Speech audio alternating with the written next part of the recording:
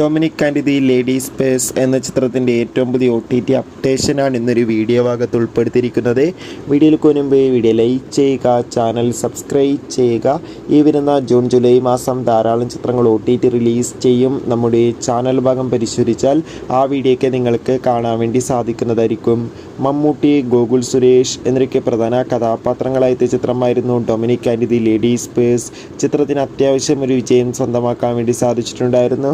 അതുകൊണ്ട് തന്നെ എല്ലാ സിനിമാ പ്രേമികളും ഒരേപോലെയാണ് ചിത്രത്തിൻ്റെ OTT റിലീസിനായി കാത്തിരിക്കുന്നത്.